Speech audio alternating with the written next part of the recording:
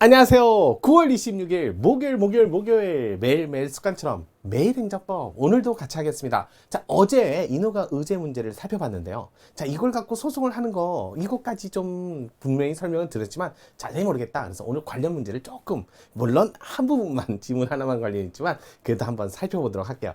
자, 이런 식으로 어찌됐든 여러분들이 좀 관련 문제를 같이 보니까 그렇게 해야 여러분들이 문제를 보고 또 반복하고 그렇게 해서 문제를 한다면 조금 자리 잡지 않을까요? 한번 볼게요. 자, 행정소송 대상에 대한 설명 중 옳지 않은 거 이렇게 골라봐라 라고 했었던 내용입니다. 한번 살펴볼게요. 이거 행정소송 대상. 자, 우리 행정소송의 대상이다 해서 행정소송. 자, 주로 아무 말 없으면 항고소송 안에서도 자, 취소소송 중심주의에 따라서 중심주의 요거에 따라서 요거 취소소송을 갖고 대상으로 합니다. 요거에 따라서 취소소송을 기본으로 해요. 그래서 취소소송을 하려면 일단은 대상 적격에 해당되는 뭐가 있어야 된다? 행정처분 아니면 처분 등이라고도 표현을 하죠.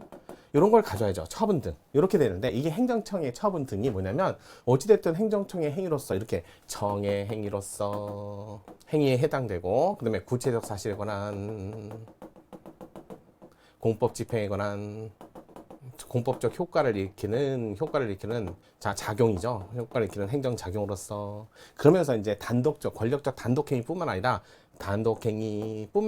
여기다가 재결 그 다음에 그 밖에 거부도 되고요. 그 밖에 이해 준하는 이런 얘기하죠. 그래서 자 여기 뭐 재결, 거부 이렇게 재결도 되고 거부도 되고 그 거부라고 하고 그 밖에 이해 준하는 이렇게 해가지고 행정처분은 일반적으로 행정행위라는 좁은 개념보다도 좀 넓겠습니다.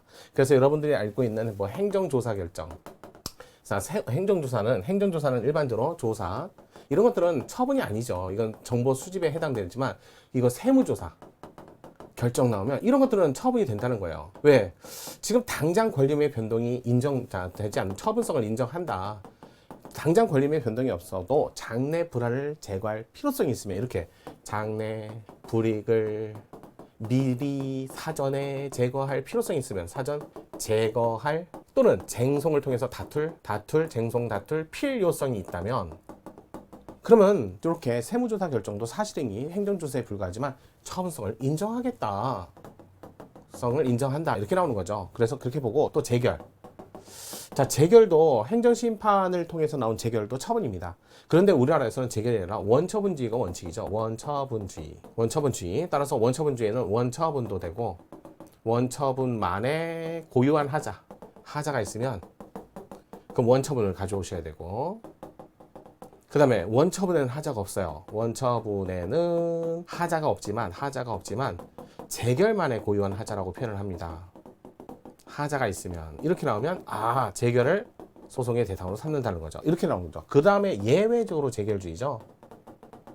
이거는 따로 외우셔야 하는 게 좋을 거예요. 자, 예외적으로 재결주의라는 것은 반드시 재결만 소송을 한다는 거예요. 이거 개별법에 써 있으니까 개별 법률에 써 있으니까 하는 거죠. 그래서 감사원의 변상금은 처분이지만 이거는 재결까지 받아야만 소송 갈 수 있어요. 이게 재결주예요. 또 중앙노동위원회 구제 재결 이것도 재결을 받아야만 소송 갈 수 있어요. 이거 말고도 많지만 이 정도는 암기하시는 게 좋아요. 그래서 원처분주의, 재결주의 있다라는 거 그런 거 빼놓고는 일반적으로 원처분주의 하는 거예요. 원처분주의에서 원처분의 하자 있고 재결의 하자가 없고 뭐 이런 걸 떠나서 원처분주의는 원처분. 하지만 원처분의 하자가 없고 재결만에 고유한 하자가 있을 땐 재결 이렇게 나오시는 거죠.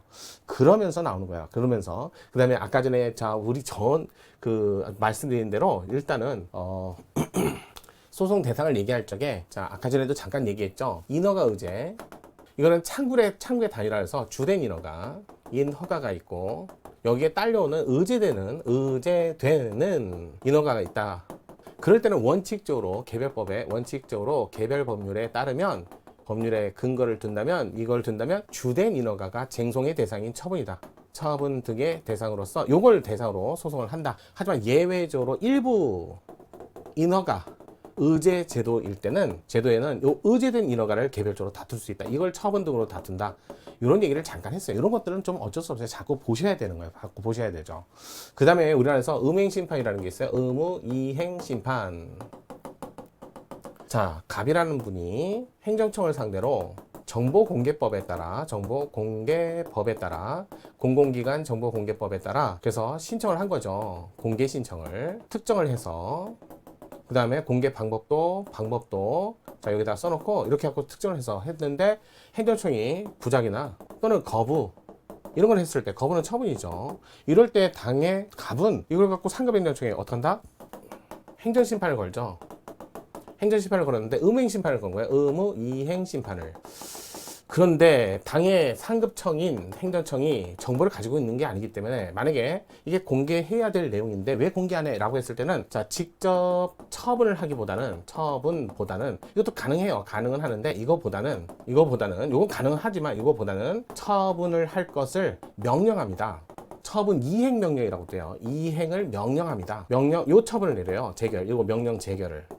그러면 요걸 내리면 당의 행정청은 이 명령을 따라야 되는데 근데 당의 행정청이 이걸 불이행하는 거죠. 이렇게 하는 거죠. 이렇게 하는 경우에는 간접강제라는 또는 직접 처분 신청 제도가 마련되어 있어요. 직접 처분 신청 제도, 간접 강제 신청 제도 이렇게 하고 음행 심판을 조금 더 실효성 있게 높이는데 문제는 이제 여기서는 이게 아니라 처분을 한 거죠. 만약에 여기서 이행 명령 재결이 나왔는데 그래서 행정청이 공개를 했어요. 공개를 했는데 이 공개가 또 위법하다는 거예요. 그랬을 땐 또 어떻게 할 거야? 이것도 처분이니까. 그랬을 때는 요 재결을 갖고 싸울 거야? 아니면 요 공개를 했는데 요 처분이 잘못됐으면 요걸 갖고 싸울 거야? 법원에서는 이걸 싸워도 되고 저걸 싸워도 되고 관계없다고 봅니다. 그래서 그런 것들을 좀 잘 살펴보셔야 돼요.